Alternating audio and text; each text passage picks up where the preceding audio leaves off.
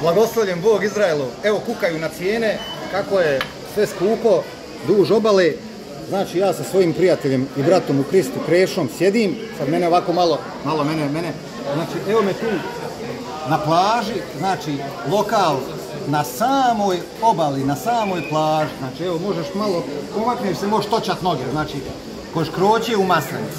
I naručili smo, moj Krešo i ja smo naručili 2 kave i nećete vjerovati, pogledajte koliko su 2 kave, znači 2 kave 2,60 eura, znači jedna kava je 1 euro i 30 centi, ovih hrvatskih eura, jel?